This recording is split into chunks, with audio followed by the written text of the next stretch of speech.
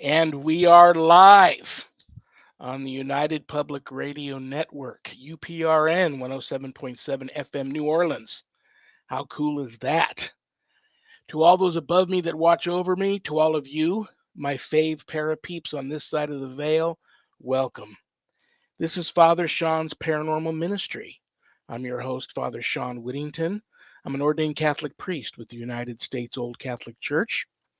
I'm a fully professed brother with the Old Catholic Benedictines of Immaculate Mary. I'm a team member, Society of St. Benedict, and co-founder of GhostBegone.biz. And yes, I'm that guy on Eli Roth Presents The Legion of Exorcists on Travel Channel, which is currently streaming everywhere. And I want to take a moment to thank everybody that continues to discover that show out there in Streamland and reaching out to me with such wonderful support for the show and for the project and all the wonderful compliments. I really appreciate that. God bless you all for doing that. No word yet if we're going to a season 2. It hasn't been canceled. It just hasn't been greenlit for a season 2. So we're keeping our fingers crossed. What else do I want to tell you guys? If there's anything you want to know about my wife and I and our ministry work, go to our website, www.ghost-b-gone.biz. Ghostbegone.biz. When you go there to visit, there's a lot of cool things to see. My books are there, God Ghosts in the Paranormal Ministry and God Ghosts in the Paranormal Ministry 2. You can get them a little less expensive at Amazon, and they also come in a audio version. But if you buy them off the website, they come from my office here. I autograph them, and they arrive to you in a beautiful house blessing kit, which may come in handy. One of those things that you know, better to have one and not need it than to need one and not have one.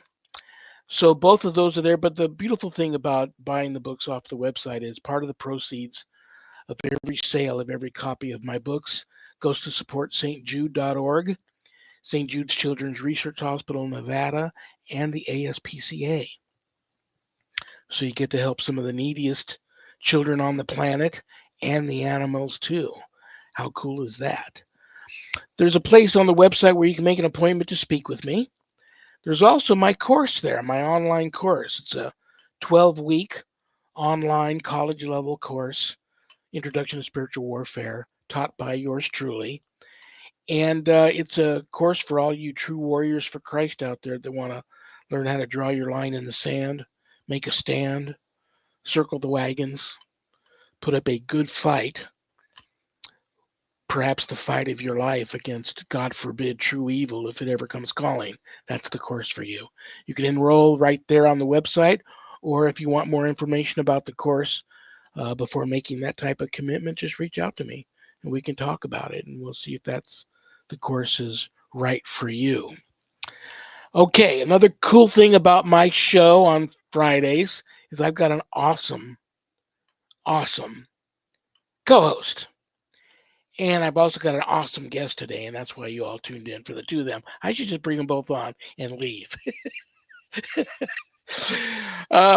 My co-host, I love her. I respect her. I've known her forever. She's a lifelong paranormal experiencer.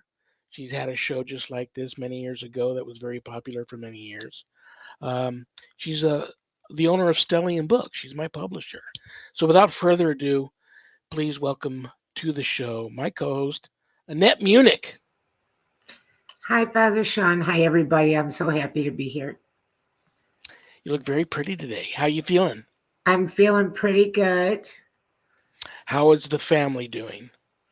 Family is doing pretty good. How was your Thanksgiving? Thanksgiving was pretty good. Do you have any big plans for Christmas and New Year's? Oh, I'm working. I keep getting more and more ideas, and I make my little projects and stuff. And Oh yeah, today is the big. We got 2 giveaways there's a today. scarf I'm making for my son. Oh, very cool. You're so crafty. You know what? It makes me feel good. It's very relaxing for me, whether I'm painting or crocheting or whatever it is, making jewelry. I just enjoy it. Yeah, today we have a big giveaway of the blessed frankincense incense. Everybody will get the winners will get a small box, a small 10 count. There's 10 incense cones in here with a little stand too. They're very, very cool. I'll ship them from here.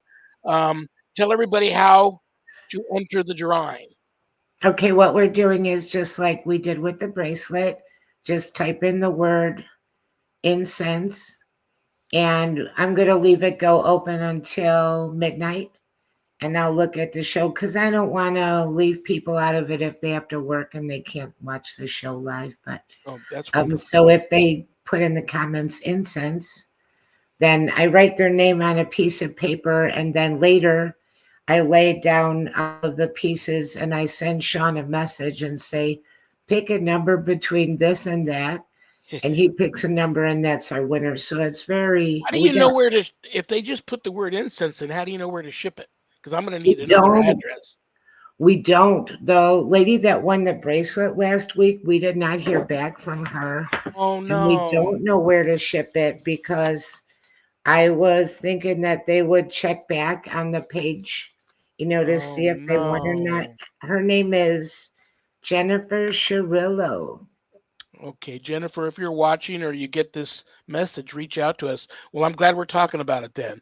Not only put the word incense in, but just your shipping address where we can Well, mail it to I you don't so I want know where to. them to feel like they have to put their address in a public place. I would give them my email, and Oh, then good. we'll get their information that way. But check back on the page tomorrow, the show page, and see, because I will type in the winner, and we've got Michelle here, and we've got Infinite Joy, Michelle Wilfong, and they're all typing incense. So I'll give my email too.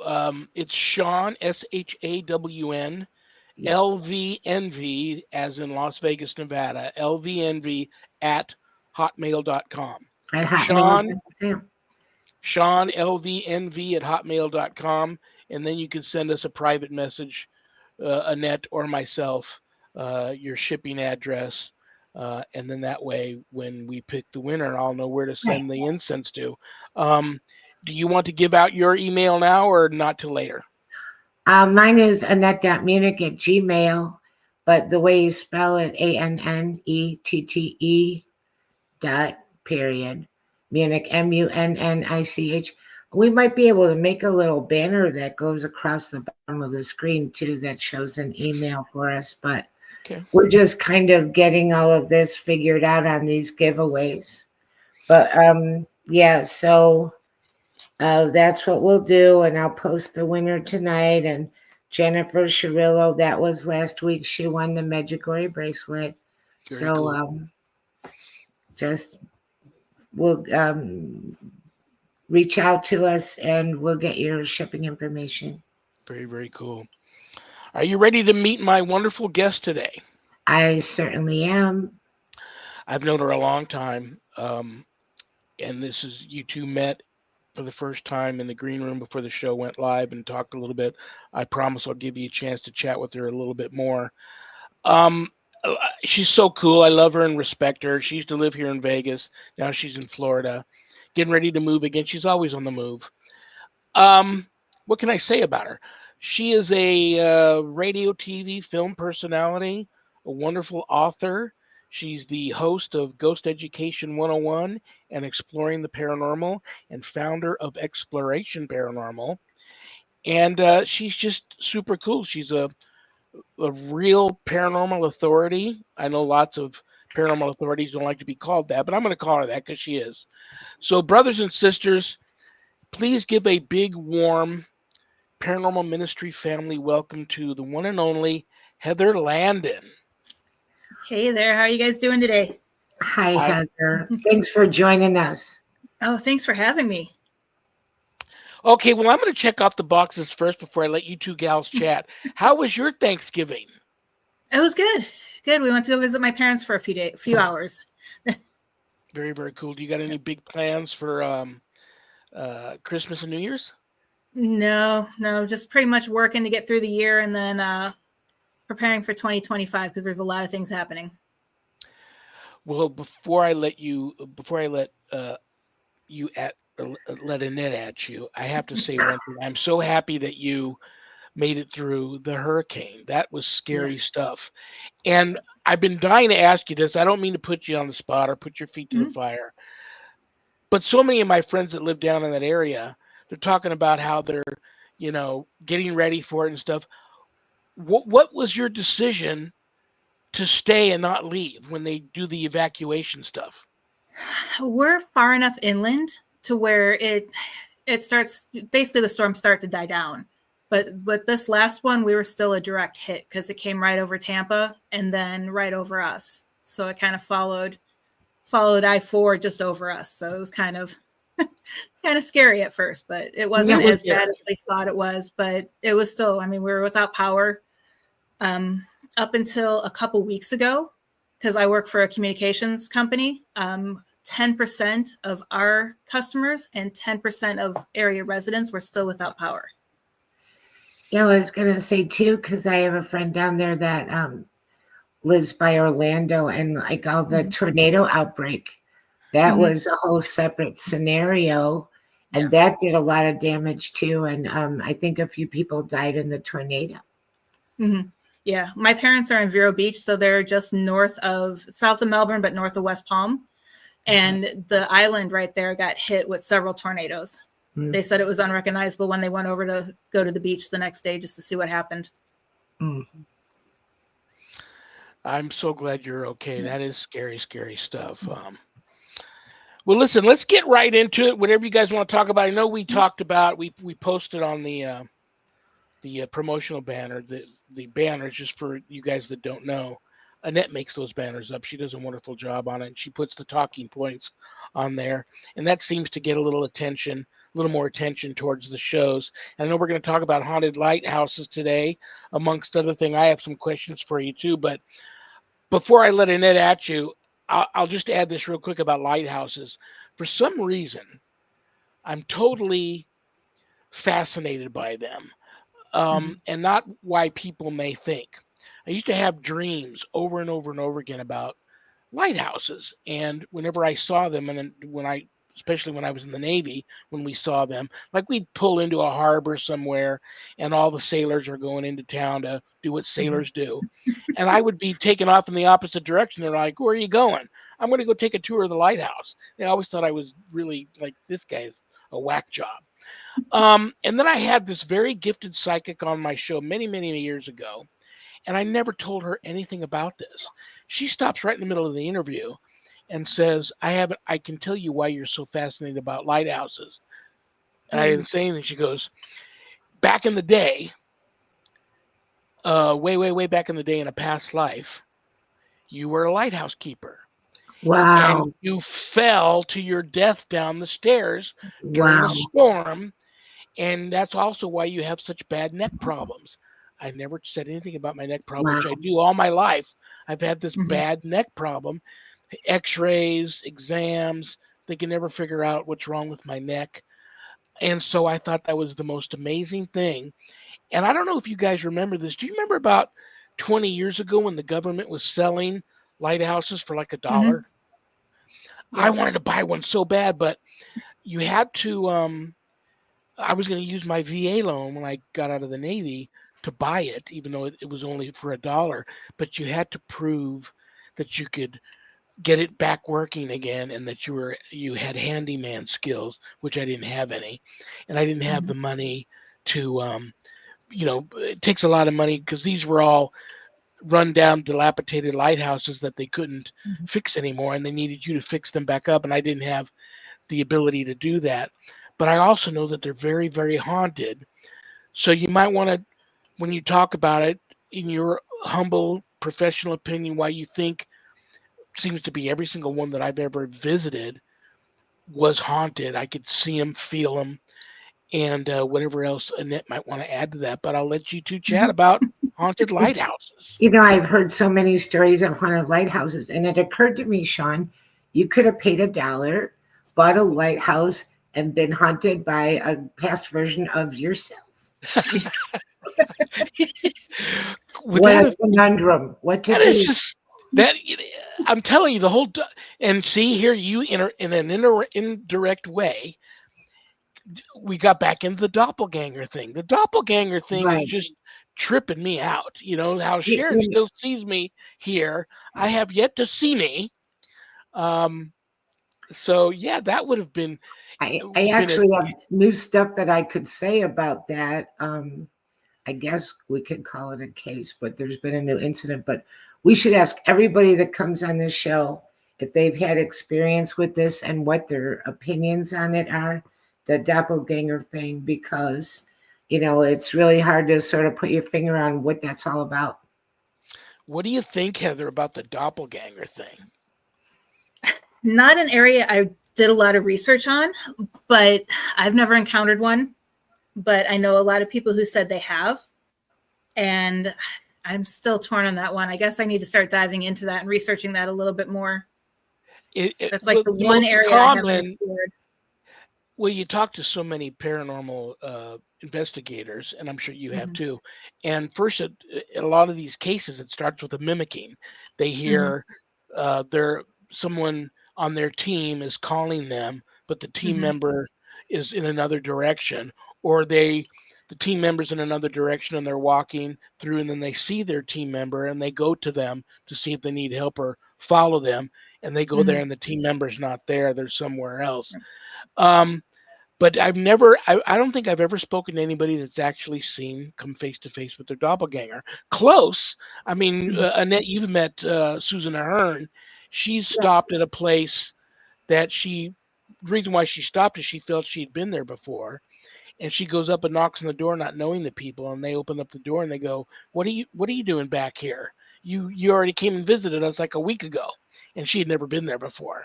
So that's just trippy stuff. And it's like even Sharon, when she was in college, took a trip home for summer vacation, ended up stopping to get a bite to eat and get some gas in this little village. And she was creeped out because everyone in the village was dressed like in olden times and there were no cars and stuff. And people were waving to her like they knew her and stuff. She got a little creeped out and left, drove to the next town. And when she asked the people in this next town about that village, nobody said there's no village there. Between where you left from college to here, we're the first town, so there are no villages. So that has freaked Sharon out all her life, and but she's never come face to face with herself before, so that's a trip. But I'll let you two talk about haunted lighthouses. A quick hello to our friend Lala. She's here. Lala Bright's here. Hi, Lala. Always nice to see her. Really quickly, I'm going to butcher this, but someone told me a story that they wrote about traveling and stopping in this really old-fashioned looking town, very little dink place, going into a diner. All the cars and all the people look from, a different era, like the 40s. And he's seeing the cigarettes and he's seeing brands that they don't make anymore for sale. And he's just like, somehow there's places where there can also be a little bit of a time warp. And that's kind of crazy, creepy too. We have a surprise for everybody who probably already, if you didn't see my post earlier this week, we're also giving a giveaway that's one of the books that Heather wrote, Ghosts and Legends of the Vegas Valley. I did the forward on it. It hasn't arrived yet, Heather. I shipped it this morning. As soon as it arrives, guys, she's already autographed it, and then I'm going to autograph the forward. I did the forward in the book. It's a wonderful book. And so you can also put that in chat, right? I guess the word book. This book is fine. This book, and Annette will check that later and get back to me, and then we'll try and handle this whole where we're going to ship it to. But you've got our emails now, and that's a wonderful book. Whoever gets that book's going to love that book. And like I said, Heather has autographed it. I'll make sure my autograph gets on there too. And as soon as we know who won the drawing for the book, we'll get that out to you too. That was so nice, Heather. Thanks for doing that. Really, really nice. No problem. So I thought it was the perfect opportunity. how many books do you have right now? Currently, I have 7. Oh, and then a wonderful. couple ebook, and then there's a couple ebooks on Amazon. Oh, beautiful. You want to tell the titles of all of your books?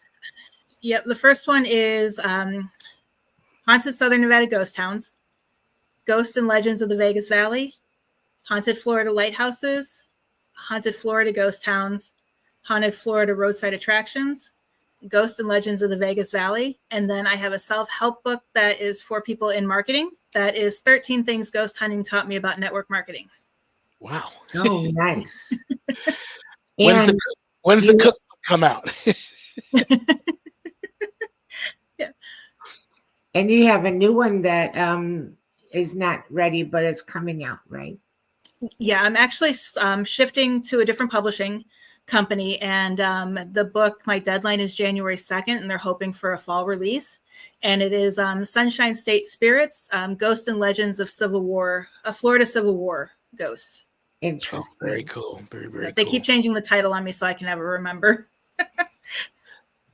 So I'm just going to go out on a limb here and say that Florida's pretty haunted. Yes. Yeah. Yeah. Yep. I've heard that too. I get a lot of Florida people arguing with the New Orleans people, and I get New Orleans people arguing with the Georgia people. I think everywhere is pretty haunted. Yeah, I really do. You just have to be open-minded.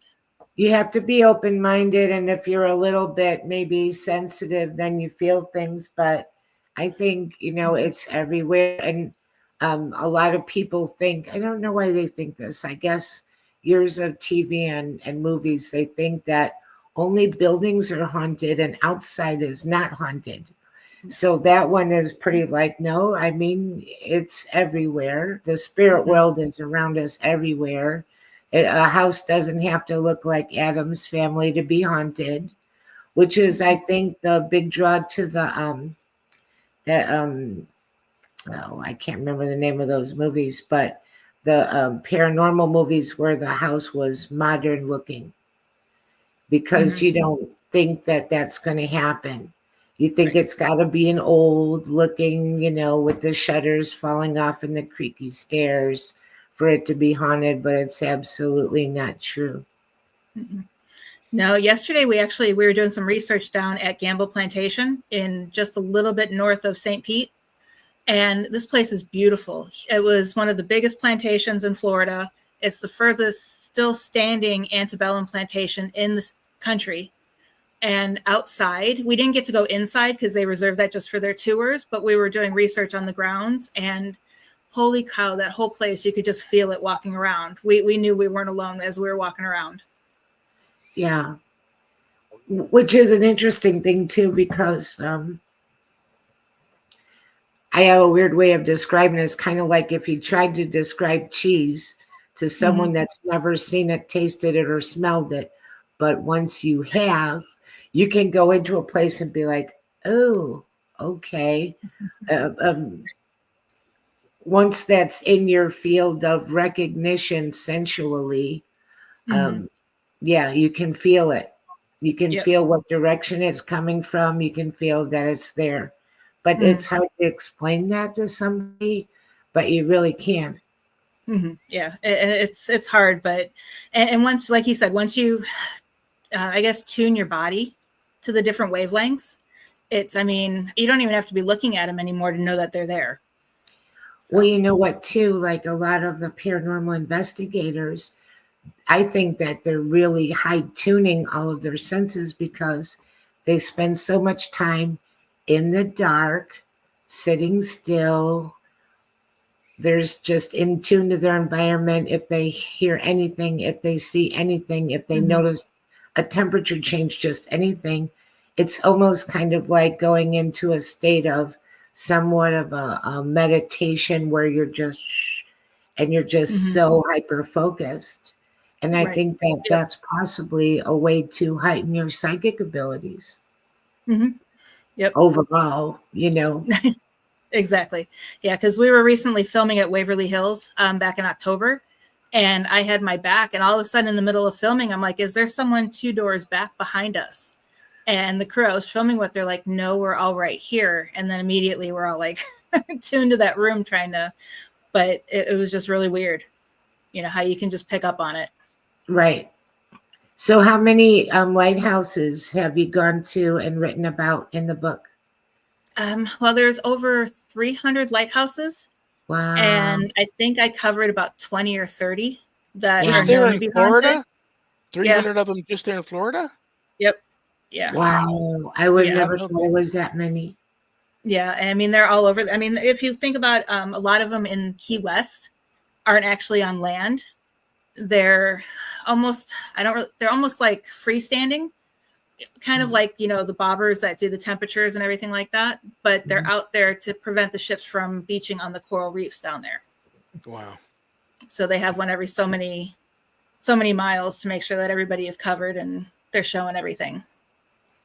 But as far as ones I've been to, I think I've only been to about a dozen because there's just way too many of them. Yeah. Well, yeah. 300. Give us I know you probably have had some crazy paranormal experiences at some of the ones you visited. Can you tell us about any of that? When we were visiting, it was the Jupiter Inlet Lighthouse, just north of West Palm. That one, I was the only one in the lighthouse tower, and I was just kind of walking around just the bottom area waiting for the tour to come and catch up to me. And because I have a tendency to walk off from tours, and it sounded like someone was coming down the stairs. And, I yelled up, is anybody up there? And there was no answer, no nothing. And they were getting louder and louder as they were coming closer. And then they stopped all of a sudden. When we were also in the gift shop, and I kept hearing someone humming and like following me around the gift shop. And I thought that was pretty wild. And this was like years before I jumped into this full time. So it was kind of, it's the other one. St. Augustine is a fun one. Just more sensations there. I did, however, feel when we were on the grounds where the girls had died, I did feel like I wanted to start crying. Just out of nowhere, I just felt this overwhelming sadness, like I was ready just to start bawling. And then the other one that I found was interesting. There's 2 other lighthouses that I included that are not on water. They're on water, but they're not technically lighthouses. There's one in Mount Dora. It's actually the only inland lighthouse still in operation, and it's on a lake because the lake had a little dark spot at night, and a lot of boats would get stuck there, so they put a lighthouse there. That one just almost like there was no wind blowing, but you could hear like wind howling while you're standing there by the lighthouse. And then the other one is at John's Pass, and I haven't been back to see if it's still up because I know John's Pass lost its boardwalk during the last hurricane, but there's a faux lighthouse. And that lighthouse has everything from seeing pirates walking on the boardwalk next to the lighthouse. I haven't witnessed any of it, but then also 2 Civil War soldiers have been spotted there as well. So, but those were the ones. Refresh my memory again on the 2 children that died at St. Augustine. I forgot that story. It was the Petrie daughters and then one of the workers' daughters. And they were riding in a rail cart, and they would ride the rail cart back and forth like down the hill, almost like a sled. And the board that stopped it failed, and they plummeted off the cliff. Oh, God. Into the water. Wow. Let's talk about. But some people have actually reported seeing them. They're playing. Well, yeah, I bet. And let's talk about, for one, there's the theory that by water, you get a lot of the paranormal activity. Now let's talk about storms. I have a lot of people don't know this, but there are these specific storm chasers, if you will, paranormal storm chasers that will go to areas that just recently were hit by something like a hurricane or a tornado or what have you, and then they'll immediately go to some of the alleged really haunted locations because they claim that almost always the activity just spikes off the chart. Do you have a theory? I mean, you're down there, you just experienced a hurricane. Have you been to any of the places after the hurricane? No, not immediately after, but I do know I have a friend in Johns Pass, and they were messaging me saying that people were telling them during the cleanup tons of stories that activity actually picked up. And for me personally, and all the research I've done in Florida, I personally think Johns Pass is one of the most haunted areas in the state. And it's just, they said that they were getting reports from people they're cleaning up that they would have, hear other people's voices, people calling for help, and there's nobody around calling for help. They would see shadow figures walking on the boardwalk, but the boardwalk was no longer there. Wow. So they're elevated and, the boardwalk is gone. I personally think that it could be the spirits are just as shocked as we are, that their home is destroyed, but they can't do anything about it. That's really interesting, and I hadn't heard that before, a correlation about an uptick in paranormal activity after severe weather. I hadn't heard of that before. Yeah, one of the most famous stories is about all of the paranormal activity that New Orleans experienced after that one big, really bad, and God forgive me for forgetting the name of that. Katrina? Yeah, that's it. Because, they had coffins floating down the street, and suicides, and many people died right there that stayed behind and didn't evacuate. So yeah, there was a lot of reports of the paranormal activity, just feeling a foreboding, like an evil blanket had just came over that city. That's pretty intense. But yeah, I buy. What about the residual stuff? Now you see these ghosts. Like, I know you are. You're the got some great shows. Ghost Education 101. So let me ask you on Ghost Education 101. Do ghosts make good students? No, but humans don't make good students either. So No, they don't. And I always tell people, when you go to these locations, if I was a ghost, I would be annoyed at the team after team after team coming in there asking me to, they knock, knock, knock, knock, knock, knock. They want you to knock twice, or they want you to roll the ball, or they want you to turn on the flashlight. I mean, I love it when I see some of these teams that really were passionate enough to get a little more creative in how they want to talk to these spirits. Like, people think I'm crazy for doing this, but I'm a big fan of the old voiceover recorders that take the little cassette decks. Everybody says, well, the theory is they create their own white noise. Well, I would actually, before I even go to the location, I'm like, well, if we hear them better on there, maybe they hear us better on the tape. So I'll record an EVP session, my voice the questions on one tape recorder. And then when I go there, I'll find an area that I think I started finding team members would come to me way back in the day and say, did you conduct an EVP session in this area? Matter of fact, I did. How'd you know? Well, I was getting somebody answering, saying stuff to us, and I wasn't asking any questions on the other side of the location. So I got to thinking, and I don't know why I thought of a baby monitor, because I had so many mothers come to me and say, I hear my child talking to somebody at night on the baby monitor. So I bought a really cool set of baby monitors. I set one at the other end of the location. I set the baby monitor up for like real-time conversation. I would have one tape recorder recording. I would press play on the other tape recorder, and then I would be quiet. And the tape recorder, it would ask my question, and about 30 seconds pause, it would ask another question, and you would actually get almost real-time EVP response on this baby monitor, and the other end of the baby monitor is somewhere else. Right. But sometimes you would get nothing recorded on the tape recorder, or nothing recorded on the high def audio on the camera that's filming. So I have no explanation for any of that. I know that I don't know all the answers. I know I'm going to put your feet to the fire here. What do you think about all of that? You have an EVP session in one Mhm. area, questions being answered somewhere else. You're audibly hearing answers, but the other tape recorder is not picking it up. What do you think's going on there? There's a ton of different things that are going on in that scenario because if you think about it, spirits aren't really stuck in one area like we are. So who's to say that their conscious isn't spread throughout the whole location? So when you're asking your questions, maybe their conscious is strong enough to provide a response, but it's across on the other side of the property. And as far as like the different recorders picking it up, we get that all the time. I mean, we'll have a video camera pick up one part of the answer and then a digital voice recorder on the other side of the room picking up the other part of the answer, but any of us heard anything that was being said.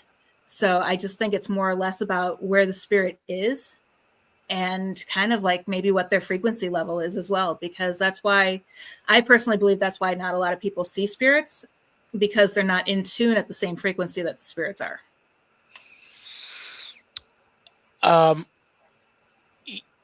Let's give a big, if you can, in your humble opinion, humble and professional opinion, give people. I'm have so many new ghost hunters and ghostbusters and paranormal investigators reaching out to me, not only for help because they didn't get any training and they went somewhere and they said and did the wrong thing, didn't respect the location, provoked when they shouldn't have.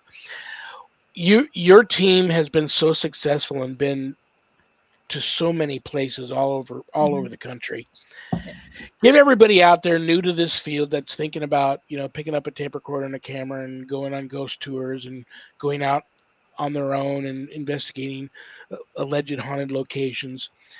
Give up your biggest do, what you think a team should always do, and give us your biggest don't, what a team and members should never do.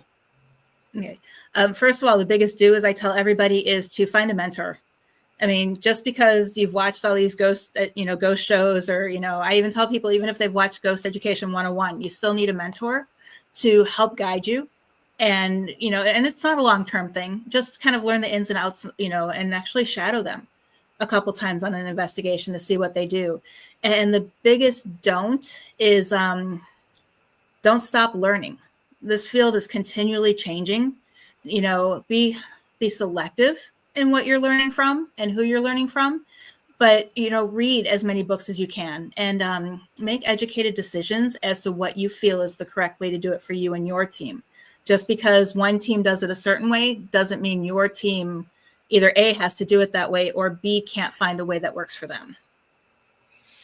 What's your theory on, or your opinion on having a legitimate, gifted psychic on the team? Many teams love having a psychic on the team. Many teams won't have a psychic on the team. What do you feel about that? Personally, I think whether or not you have one as a member of your team, you want to have a connection to one. And what we don't have one on our team, even though a lot of people have told me I just don't pursue those abilities just because I like to know the history and everything I can about a location before we investigate. And that's not something a psychic can do. But when you do bring your psychic, make sure that they don't know the address, don't know the location, and don't know anything about anything that's happening. And when we've brought one on an investigation with us in the past, we've actually picked them up and told them, we wouldn't give them the address for them to drive because you run the risk of them actually Googling that address. Good advice. Good advice. Did you give us a don't? Don't stop learning, but I have a whole list of don'ts. Yeah, I bet you do. Well, listen, I was stalking you this past week, and I noticed back around Halloween time, I said, I know she must have done something fun around Halloween time. And I saw that you were at this little event where they had like the traveling bookstore and you were doing a book signing and all that. But right up the road, you said, well, I'm just down the road from this alleged haunted location. I'm going to go there and do a photo op and check the place out. Tell everybody, that place looked amazing. What was that all about? It's Spook Hill in Lake Wales. It is, I'm still torn on whether it's haunted or not. but the legend behind it is amazing. And you do feel an energy when you're there, like something's just not right. But the biggest legend is that there's like two different ones. A local bar legend is that two people got into a fight, and one person is buried there, and that person, whenever cars stop there, because that's where he died, he'll push the car out of the way, so it's one of those where it rolls uphill. But standing there, it's all an optical illusion, at least from my perspective. But the legends are just, then the other legend is a Native American chief and an alligator that got into a fight, and it's the chief pushing people out of the way because he's afraid that they're going to get attacked by the alligator. Interesting. Do you have a haunted pirate story? Oh, which ones do you want? I got a ton of those. Yeah, I would love to hear about some spectral pirates. That would be very cool. This one actually covers both pirates and lighthouses. Carey's Fort Lighthouse is one of those lighthouses over the reef. And there was a maintenance worker on there working. And while he was working, he looked down into the water, and a skeleton in a pirate outfit started floating underneath him. Oh. Freaked him out. And all of a sudden, it didn't sink in the water. It just vanished. It slowly disappeared. He got in his boat, hightailed it out there, and requested a new place to work. Yeah. Yeah, I bet. Yeah, pirates have always intrigued me, but also freaked me out. You know, you can go into a lot of these places back in the day, these historic places that were frequented by pirates, and the ambiance and just the feel of the place is much different than any other place. And I'm thinking of even like I think it's in Seattle, Washington. They have the underground tunnels where many of those bars. That's where they came up with the name Shanghai, because many of the bars had trap doors where they'd get a guy drunk and they'd spike his drink and knock him out, and then shove him down these holes or hit him over the head or something and shove him down these holes, and then they would take him out through these tunnels to these ships that needed sailors. And that's a form of pirating, if you will. But those areas too are very, very haunted. But, right. And what's interesting in my research, Tampa has this huge pirate festival every year celebrating Gasparilla. Gasparilla never existed. Really? He never existed, but there are now, whether it's self-manifested or an energy thought form or something, but people are seeing a pirate believed to be Gasparilla walking on the shores of Tampa. But there are no records that he ever existed, but he has this long story behind him. And it came out that 1920 something, the hotel on Gasparilla Island created Jose Gaspar, the pirate, as a marketing ploy to get people to come to the island to visit. And that's how he came about. That is so interesting. Yeah, I remember when I was in the Navy, I used to, even if I wasn't working like at night, you don't have any lights on, so you better know where you're going or you don't smack your head on a bulkhead and crack it open. But if I wasn't working at night in the radio shack, I would set my alarm and I would leave my berthing area, and I'd go out, and for years I would just hope to have a ghost ship sighting, especially if we were in an area that was known to have had sightings before of ghost ships. Never saw one. But what's your theory on that? Do you think that's it could be intelligent, maybe, I don't know, maybe residual, but there must be stories of the sightings of ghost ships down in your area. Yeah, I found two. One is Sulphur Springs, which used to be a lighthouse, but now it's a water tower. There is people will see a ship that looks like a pirate ship just kind of wandering and then just all of a sudden vanishes. So for me, I think that one might be residual just because of the way it doesn't interact or anything. But then there are stories in the Everglades that there's a pirate ship that makes its way through the Everglades as far as it can. And it almost seems like because people have said that they've seen spirits on that ship and pirates on that ship. And it seems that those pirates seem to notice when someone notices them, and then they turn the ship around. Interesting. That would be creepy. Isn't that creepy? It's like creepy cool. Yeah, creepy cool, but very creepy. There has to be something so also very sad. Yeah. The vision of a ghost ship, you know. Yeah. And it's when I would tell other sailors on the ship what I was doing, they'd get upset with me because that's bad luck. They don't want if we see one, that's bad luck. If you're on a ship and you see a ghost ship, it's bad luck. So, knock that off. The guys would get mad at me. It is what it is. You know. Well, listen, talk to everybody about. I think a couple of people reached out to me last night. You don't do.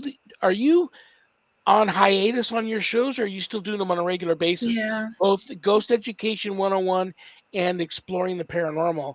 People have asked me about that this past week. Yeah, Ghost Education 101, we had some issues in, the storms. We had the two hurricanes back to back that knocked out a power, so I wasn't able to host it for about a month. And then we did 2 shows in October, but now we're on break until after the first of the year because of our schedules. And Exploring the Paranormal is actually, I'm trying to find a new home for it. Ever since WLTK Talk Radio shut down, I haven't had a home for my show. So I'm kind of in the process of trying to find a new home for it. Interesting. Very interesting. You'll find one. I'm working on it. Yeah, both of your shows are wonderful. You won't have a problem with that, but very, very cool. Very, very cool. Annette, do you have anything else you'd like to, before we kick her out of here? Gosh, that went fast. Do you have anything else you'd like to? Do we have time to do that? Oh, I know what I wanted to do. I want to pull out today's mailbag question and see if it's. We get some really interesting questions, and a lot of times the guests have, just something really great to say about it, This is from Ben K. in Washington. Hi, Ben. I'm assuming the state, Washington State. I live in a pretty haunted area. Some of it is the land. Some of it are locations where bad things have happened. Where do you feel the most haunted area? Where do you feel the most haunted area of the country? I would imagine he meant what part of the country. What do you feel are the most common causes for a haunting? That's a good question. It's funny. We kind of indirectly answered that in the beginning of the show. Right. The most haunted part of everywhere's haunted. You can find hauntings everywhere, but that is a good question. What do you feel is one of the main causes for a haunting? And I know there's probably 100 answers to that, but what do you think? What's your gut tell you? I guess I can sum it up in the word love, because spirits will go. People think that they're in the cemetery with their body. They're not. They'll think that they're where they died. Chances are they're not. Why do you want to relive that? Personally, I think they go to a location that they absolutely loved, or they hang around loved ones. I mean, if I pass, I want to go somewhere that I enjoy. I mean, I'll probably haunt the beach, knowing me, because I absolutely love the beach. That's my home, or even Gettysburg, because that I feel like is my second home. I love Gettysburg. I had, when I was a very young kid, I had a paranormal experience. I didn't know it at the time, at Valley Forge. And I remember many years later asking my parents about the reenactment, when I learned what a reenactment was, about the reenactment that we witnessed at Valley Forge. And they said there was no reenactment there.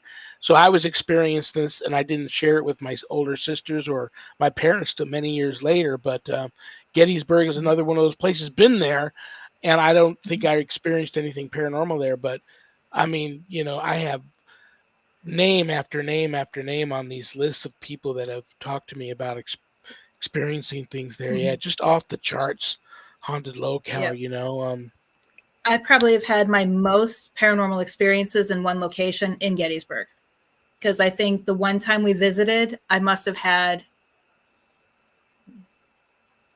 at least 6 in one weekend visit. So the funny thing is, for me, before I even, thought of anywhere else, you already said Gettysburg, and he said Gettysburg, and I was going to say Gettysburg. Yeah. For, to think about the largest, most concentrated haunted location. Of course, there's many, but that's like the first one that pops into my mind is Gettysburg. And, I used to get email and people would say, I live by a Civil War battlefield and I think it's haunted. It's like, I'd be more surprised if it wasn't, right? Yeah. Because, all the sudden death, the heightened emotions, yeah, right. Do you think every spirit needs to be crossed over, or should you let them decide if they want to? Clearly, they know that there's, well, some will say no, they don't, some don't know. But I have a theory that most of them do know, and they choose to be where they're at for the time being. And I think they should, unless they're causing problems and freaking out the people that live there, or behaving in a malevolent manner, I think they should kind of be left to decide when it's time to realize they're not of this, they're of the ages, they're not of this time anymore, and it's time for them to move on. Do you think they should be given a little bit of room to decide on their own, or do you think they so don't belong here that you should really try to cross them over all the time? Well, if we crossed them all over, I'd be out of a job. No. No. And that's spoken like a person who owns a haunted location. I've gone into so many locations where it's a haunted location. They give tours. They recognize me and they go, they take me off to the side and they go, I don't know how you're going to feel about this, but don't be crossing anybody over because, I got a good gig here. And that's the spirit's choice, not the owner's choice. I think if the spirit wants to go, we should help them. They have free will just like we do. So if they want to go, let them. But if they want to stay, let them stay. Heather, before I kick you out of here, and God bless you for showing up today. I love you and respect you. Tell everybody how they can get a hold of you if they need to for any reason. Okay. You can find me on Facebook at Dr. Heather Leigh or at Exploring the Paranormal. Those are the two Facebook pages that I check most often. Or if you needed to, you could email me at heather.lee73@gmail.com. Very, very cool. And stay tuned to my social media pages because there's a lot of things. I've been quiet the last couple months, but there's a lot of things in 2025 that are going to be announced or I need to catch up on announcing because I've done some things that have been pretty cool. I just haven't shared yet. Very, very cool. I'm looking forward to it. I want you to have a wonderful remainder to your Friday evening and a wonderful weekend. Have a very blessed Christmas. Have a wonderful and safe New Year's. I know, did you have fun? Will you come back? Oh, of course I will. I will. And anytime you have a last second cancellation of a guest or anything and you need to reach out to me, I don't do anything. Okay. I'd be more than happy to come on and chat with you about anything. But thank you so much for being here. And I'll let Annette say goodbye to you. Then I'm going to kick you out of here. Okay, sounds good. Thanks so much, Heather. You were just really, really fascinating. The stories were really interesting, and I enjoyed meeting you. I hope you come back soon. I definitely will. You guys just let me know when. I love you, sweetie. Take care. I love you too. Thank you. Bye-bye. Heather Landon. I knew you would like her. Oh, that was so really interesting. I love that. Anything you want to tell anybody before I kick you out of here? Last chance if you want to. We had a couple people join in late. We got Lou Ryder. And anyone that came in late, if you want to type in for the incense or to type in for the book, go ahead and do that. And we will still honor people that are typing that into the comments. Until remember, you can send us a private message, Shawn, SHAWN, LVNV@hotmail.com with your shipping address if you win the book or the address. And then Annette is ANNETTE.Munich, MUNNICH. What comes after Munich? At Gmail. At gmail.com. Our guest next week, I'm looking so forward to this guy. He just had his shoulder replaced. Ooh. And he's home for the first week. And I said, you want to skip this time and reschedule? He has such a good time when he comes on that he says, no, I'm doing the show. Nice. And it's Friday the 13th next Ooh. week for our show. You're never going to guess the topic. Yeah, I know Friday the 13th. But this is a good one. In my humble opinion, he's the most knowledgeable expert. I'm going to call him an expert on Bigfoot. And Oh, he's had interesting. many, many encounters with them. And his name is Carl Supp. S-U-P. Carl Carl Supp. Supp. Yes, he was on with us before. I liked him very much. Oh, that's right. You've met him He's out in before. So, Arizona, right? I don't know where he's at this time. He moves around too, just like Heather does. So we'll find out where he's at. But that's going to be a wonderful show. And I love and respect you. Thank you so much for being my co-host. Couldn't do it without you. You are You so welcome. two, Thank you. you two have a wonderful remainder to your Friday evening. God bless you. And I'll see you. You and I are going to talk between now and then, but I'll see you on Friday the 13th for our Thank you next so show. much. Thanks for everything, and good night to the audience. Good night. Annette Munich. Let me check the prayer urn real quick.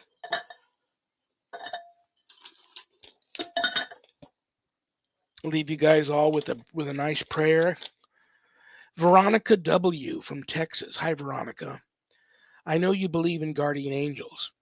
Yes, I do. I do too.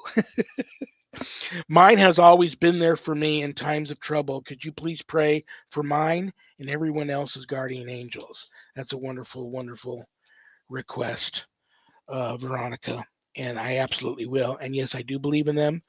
Trust me, guys, on this. We all have at least one or more. And because of free will, they can't just intervene. If you need their help, they're waiting for you to ask for their help. Pray to them often. Okay?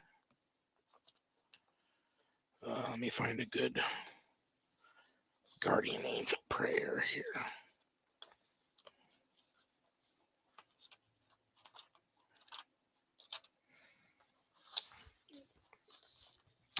In the name of the Father, and of the Son, and of the Holy Spirit, amen. Dear angel, in his goodness, God gave you to me to guide, protect, and enlighten me, and to bring me back to the right way when I go astray. Encourage me when I am disheartened, and instruct me when I err in my judgment. Help me to become more Christ-like, and so someday to be accepted into the company of angels and saints in heaven. Amen.